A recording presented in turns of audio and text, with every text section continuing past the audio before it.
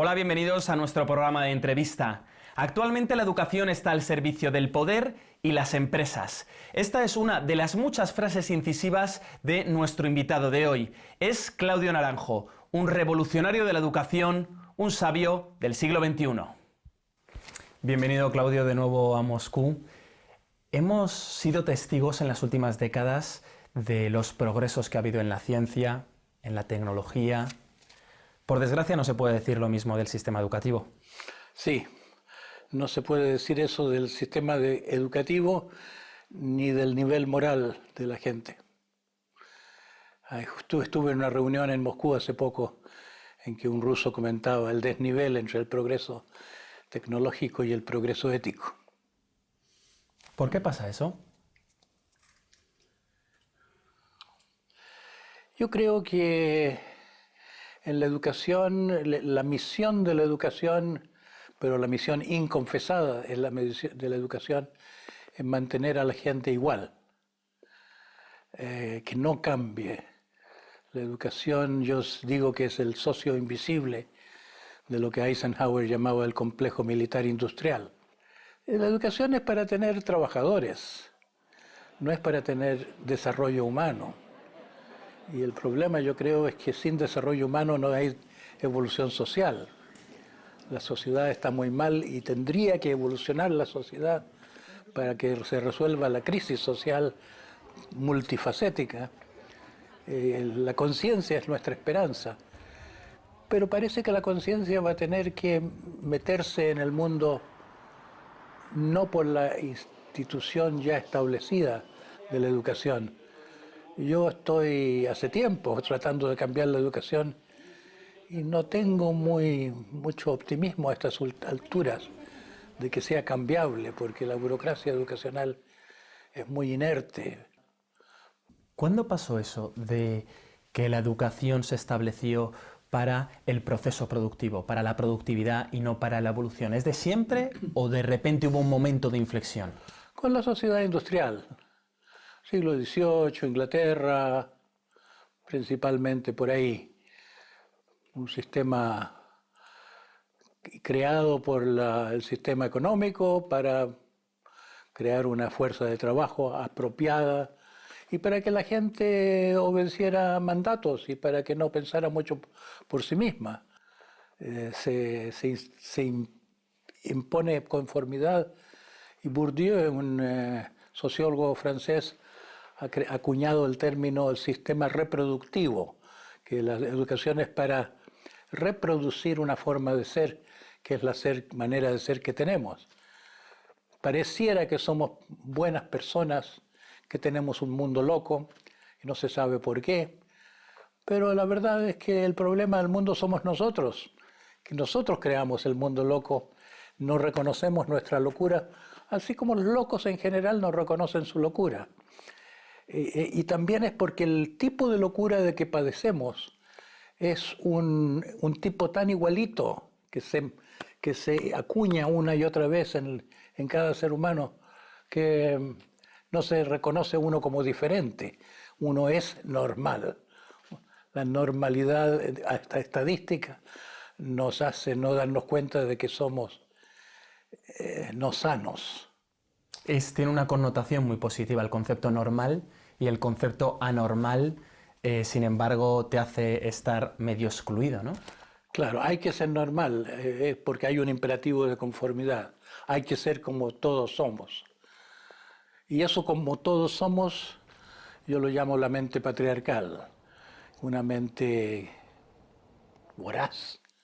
Queremos más, queremos crecer, queremos dominar, una mente hegemónica que quiere competir y llegar al tope antes que otros, una mente represiva, una mente que no le da espacio al niño interior, no es sensible, la gente no sabe lo que le está pasando. Las mujeres saben un poquito más lo que les pasa que los hombres, pero no se les permite hablar demasiado. ¿Por qué saben más las mujeres? Yo creo que están un poquito más vivas porque su trabajo es humano, están cuidando a los hijos. La experiencia de la maternidad los mantiene un poco más cerca de la vida. Los hombres están en el mundo del dinero y el trabajo para el dinero y el pensamiento abstracto. Yo creo que eso les permite olvidarse un poco más de su sentir, de su parte emocional. Usted habla de que en cierta medida se impone este tipo de sistema educativo y esta manera de pensar y esta manera de instruir o domesticar. ¿Quién la impone? Ah, muy buena pregunta. La impone el sistema y no se puede decir que la imponga determinada persona. Yo he hablado con muchos ministros de educación en mi vida y no puedo decir que sean los ministros de la educación los responsables de cómo va la educación en un país determinado. Los ministros tienen poca elección, llegan elegidos a un gabinete donde ya está un grupo humano que tiene una forma de pensar y ese sistema de pensar es un pensamiento sistémico que encarna en muchos y no en una persona el que manda. Yo creo que es lo que es más cercano sociológicamente al concepto antiguo del diablo, que está en todas partes y no se lo puede ver, que no se sabe a quién echarle la culpa. De lo retrógrado, uno dice la educación es ignorante, pero ¿quién es el ignorante que manda que las cosas sean así? Es como una corriente que los lleva a todos, y esa corriente ya no está en nadie, es un fenómeno social. Pero en esa construcción que hubo, esa torre que se construyó opaca sobre el sistema educativo, donde la gente se pregunta, lo tenemos en Chile, en México, en España, acerca del sistema público, pero realmente sobre las raíces del sistema no hay muchas preguntas o hay menos preguntas en estos momentos. ¿Quién construye eso? Ya tiene tal vez poco sentido preguntar quién lo construyó en el pasado. Principalmente fue un poco como de perogrullo que la gente, siendo como era, construyeron una educación un poco orgullosamente para que nuestros hijos compartan nuestros valores, sin darse cuenta que al querer que sus hijos fueran iguales a ellos, estaban transmitiendo sus plagas. Transmitir una mentalidad que uno no reconoce, que es una mentalidad que debía corregirse, sanarse, es algo así como transmitir una plaga. La gente ha idealizado mucho su manera de ser a través de los siglos y siglos de la cultura. Es como si el levantar banderas patrióticas o el levantar banderas religiosas o hablar de grandes causas tapara lo bárbaro que ha sido la civilización. La civilización ha sido creada por bárbaros, fue creada por gente que pasó mucho hambre, que emigró, que tuvo que matar para sobrevivir. Los que empezaron siendo cazadores tuvieron que acostumbrarse a ser depredadores, a vivir de otros pueblos, de la gente que encontraba en sus caminos, como los mongoles hasta hace poco. Aquí en Rusia los mongoles han sido un poco la imagen del bárbaro. Pero nosotros tenemos un sistema económico bárbaro también. Ya es todo tan abstracto que no se ve dónde está el bárbaro. Parece que el sistema económico fuera también muy intencionado, muy bien intencionado, que no hay nadie que lo maneja. Parecería que todo es muy racional. Yo digo que es muy irracional ser racional, porque la razón no ve las cosas en contexto. La razón puede permitir que tengamos un sistema económico al cual el hombre tenía que adaptarse como a un déspota, en lugar de ser un sistema económico que se adapta a la medida del hombre y a las necesidades del hombre. Porque al final somos cazadores o somos cazados. Ahora somos cazadores cazados. Ahora somos una sociedad que parece que ya no es de déspotas y oprimidos, parece que fuera solo de oprimidos. Pero es un juego mágico, un truco eso de que hay solo oprimidos. Y se dice que la opresión es las leyes del mercado que nos oprimen.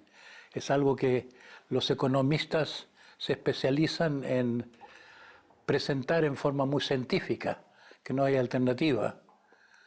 Pero yo creo que la economía es una pseudo profesión para justificar la vida económica que impera. ¿Cuál es la alternativa? En el mundo económico, la economía sería la alternativa sería una economía ética. La economía no es ética, pero es una economía justa, una economía a medida del hombre, una medida que sirva a las necesidades humanas, no sería tan difícil de concebir. Lo que es difícil es concebir cómo cambiar de una forma a otra forma, porque hay personas que están muy interesadas en que las cosas sigan iguales y estas personas tienen poder. El poder del dinero, son personas que manejan el mercado. Hemos visto que se han intentado cambiar las sociedades a través de la guerra, a través de la revolución de ideas, pero usted mantiene que el cambio es a través de la educación. Yo mantengo que el cambio es a través de la conciencia, que otra manera de ver, otra manera de sentir, otra manera de comprender, otra manera de ser. Y que la educación es la principal manera como podríamos inyectar eso en la humanidad en forma masiva. No más educación de la que hay, sino que una educación, yo lo describo como una educación para trascender la mente patriarcal. Es como si fuéramos personas dotadas de 3 cerebros, uno que es el cerebro que refleja al padre, el principio de autoridad que manda sobre nosotros. Otro es un cerebro materno, el cerebro que heredamos de los mamíferos. Es un cerebro relacional, amoroso, que es capaz de sentir empatía, que es capaz de colaboración, que ese está como eclipsado. Y un cerebro que es como el hijo dentro de nosotros, como el niño interior, que está amordazado, está en el fondo demonizado, porque el hijo es también el animal. Somos tercera parte de nosotros es reptil, criatura de instintos. Y el instinto está en la especie humana domesticada. De generación en generación, las madres con las mejores intenciones domestican a sus hijos, civilizándolos para que ya no se guíen por el principio del placer, sino que se guíen por el principio del deber. En eso consiste la domesticación y la civilización. Nos enorgullecemos de estar por encima de la naturaleza, de vivir de acuerdo a ideales, de vivir de acuerdo a deberes.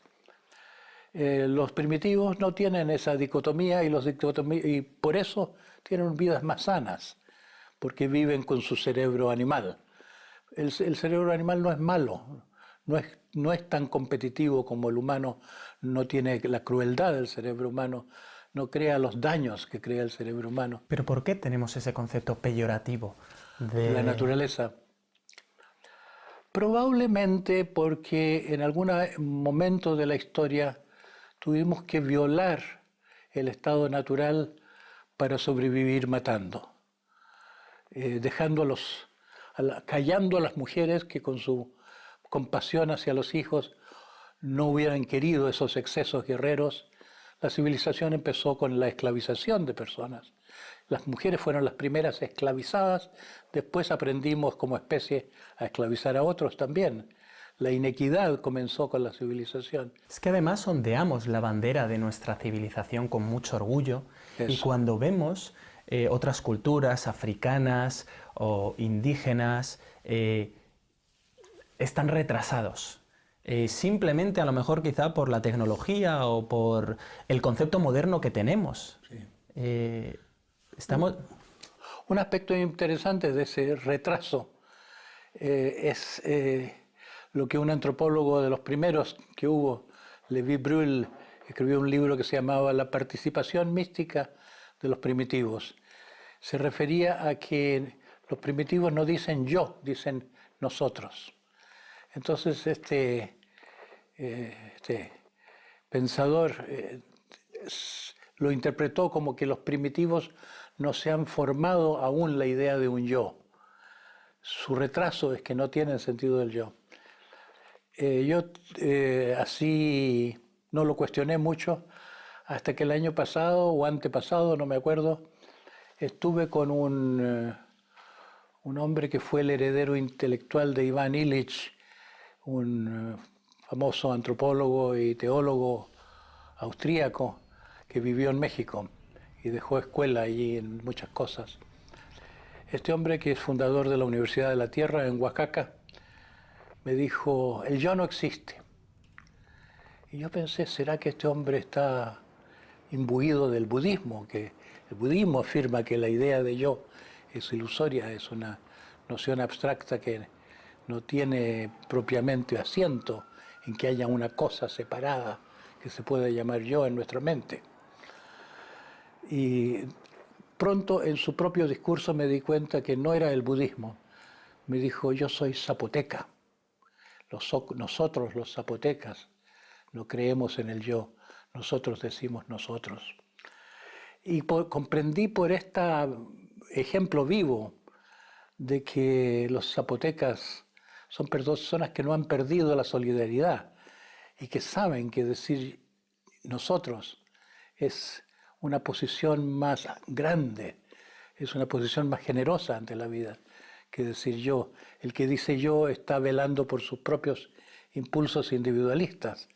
El que sabe decir nosotros, el que siente que es parte de una especie, es una persona solidaria. Yendo al tema de la educación, ¿cuál es el virus del sistema educativo? Yo lo llamo la mente patriarcal, que es como vivir en el intelecto solamente. Educar es una situación en que un profesor instruye, y instruir es traspasar información, como si lo más alto que pudiera el ser humano es estar informado. Y en la era de la información casi no sirve eso. Además que los alumnos se ven idiotizados si tienen que estar a la altura de un maestro irrelevante que parece que no se interesa en entenderlos, que se interesa solo en embutirles algo que en forma obligatoria. Y se le mete conocimiento como si el conocimiento fuera la prioridad de la vida. Y no se le enseña a relacionarse él con otros, y los profesores no tienen capacidad de relación. Yo siempre digo que los profesores debían aprender de los estudiantes, aprender de los niños. Así podrían los niños ser más ayudados. Actualmente se los imbeciliza, queriendo hacerles sentir yo soy. El profesor dice: yo soy, yo sé, tú no sabes. Ahora vas a aprender, vas a saber como yo. Terminan no queriendo saber nada. Entran llenos de preguntas. Todos los niños quieren hacer muchas preguntas y van muriendo sus preguntas en el camino, sintiéndose, ¡ay, qué desilusión! Lo que está claro es que luego, cuando estás en el día a día con niños, hay una lucha ahí entre poner ciertos límites y no educar con la base a la prohibición, que se supone que no debes prohibir, pero por otro lado los niños siempre te van llevando al límite, siempre te van retando, ¿no? ¿Cómo es esa mezcla del educador donde no te bases en el no para sobrevivir en tu día a día? Sí. Esa es la pregunta fundamental, yo creo, de la educación. ¿Cómo dar al mismo tiempo libertad y el sentido real de límites? Parecen contradictorios y no son contradictorios. Esto es lo que los griegos llamaban en los principios apolíneo y dionisíaco. Para los griegos estos dos dioses eran como dos caras de una realidad idéntica. Pero eso no es racional comprenderlo. Lo más cercano en nuestra vida contemporánea a la comprensión de esa simultaneidad es la terapia Gestalt, porque la Gestalt es muy dionisíaca en el sentido de que le dice que sí a las pasiones. Si alguien tiene problema con un deseo, un gestaltista le dice exprésalo. Y se produce una especie de reducción al absurdo emocional, que las cosas que son demasiado locas, al expresarlas se las comprende como locas y se las deja de lado. Otras veces se comprende que lo que parecía loco tiene una validez, pero un poco diferente. En todo caso, se crece más con la expresión que con la represión, con la contención. Pero para eso los educadores y los padres tienen que ser los primeros que estén formados en esto, porque si no, uno no lo entiende. Y como no lo entiende, reprimes a tu hijo. Claro, actualmente se reprime a los hijos de generación en generación. Con satisfacción, además, porque es como debe ser. Exacto. Y es una gran pérdida para el mundo, toda esa energía creativa de los niños. Tal vez la solución al mundo sería muy fácil si simplemente dejamos que se desarrollen las mentes de los niños de otra manera para tener una generación no solo más feliz que la nuestra, una generación más sabia que la nuestra y más benévola que la nuestra. Yo repito mucho esa frase de Einstein de que los problemas que tenemos ante nosotros no van a ser resueltos por la conciencia que los creó o el tipo de persona que los creó. Necesitamos una generación de gente que no reproduzca nuestro modelo. Y yo creo que es relativamente fácil si las personas que educan son personas que han sido sanadas, que han atravesado un proceso de autorrealización. El tipo de trabajo que hago yo es eso. Es un trabajo que empezó para buscadores, que después pasó a ser un trabajo a la disposición de los terapeutas que necesitan ellos tener un desarrollo personal para poder ayudar. Pero en último término yo creo que es como si la vida me hubiera preparado para crear esta herramienta que les sirva a los educadores. Al final, ¿de qué nos sirven las matemáticas, la física, estudiar historia, estudiar? En el colegio, ¿de qué nos sirve eso? Hay una parte de la mente de nosotros que es curiosa y que quiere saber y no se pregunta para qué. Y seguramente las cosas que aprendemos desde ese interés genuino, de ese interés casi animal del niño que quiere saber, son una actividad sana a aprender.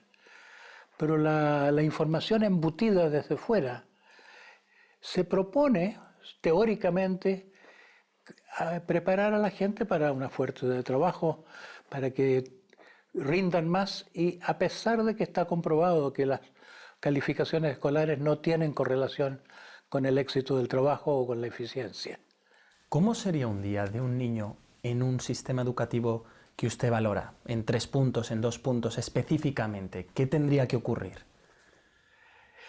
Se le enseña muy poco y se le ayuda a aprender. Ayudarle a aprender a un niño es muy distinto de enseñarle. Hay escuelas así, las escuelas Montessori, las escuelas Waldorf, son sistemas así. La escuela Pestalozzi, que existió hasta hace muy poquito en Ecuador, formada por una alemana y un suizo, una pareja de grandes educadores, le hacían firmar a los padres una declaración de que a su hijo no se le enseñaría nada. Los padres, para que se matriculara un niño, tenían que declararse conformes con que el niño, claro que aprendería mucho, pero no se le enseñaría nada.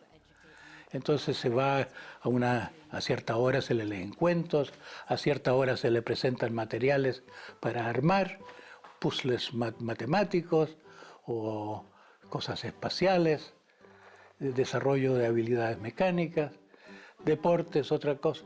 Se los acompaña en sus actividades de una manera como debía ser la actividad de padres, más bien que la actividad de un sistema rígido de escolaridad en que se trata con masas humanas como en un sistema industrial de la correa en que poco a poco cada uno hace un pedacito de la función, pero nadie tiene la visión de conjunto. Quizá la palabra más importante en este mundo, no sé si está de acuerdo, puede ser la palabra amor. Sí. ¿Por qué no está presente tampoco en nuestra educación esa palabra? Yo creo que es porque llegó un momento en la historia de la cultura en que el ideal cristiano se consideró una ilusión. Se consideró que había fracasado el proyecto cristiano. El amor al prójimo, el amor a sí mismo, se empezó a sentir de una manera cínica, y con cierta razón. Pero Se relegó entonces la palabra a la poesía, pero decir esto no es científico, esto no es válido, por lo tanto no debe entrar en la burocracia, no debe entrar en el mundo académico, no en el mundo que nosotros estamos construyendo, los modernos.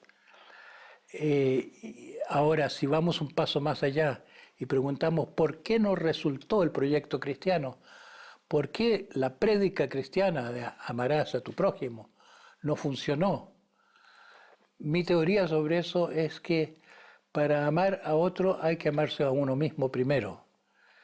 Y así como se enseña altruismo, hay un tabú al egoísmo que complica mucho las cosas. Nosotros los que trabajamos en terapia, y yo he trabajado muchísimos años en terapia, sabemos que la gente no se ama a sí misma, sino que se persigue a sí misma, se culpa a sí misma, se desvaloriza a sí misma, se trata a uno mismo como un capataz, a un obrero, o como un esclavizador, a un esclavo. ¿Por qué nos gusta autoflagelarnos? ¿Por qué? ¿Está dentro de nosotros? ¿O es por la educación? Sí. ¿O es por cómo hemos sido tratados? La crianza. Al niño se lo rodea de no. Al niño se le enseña a no seguir sus impulsos, no seguir lo que Freud llamaba el principio del placer. El niño se le enseña que el principio de realidad debe venir antes que el principio del placer.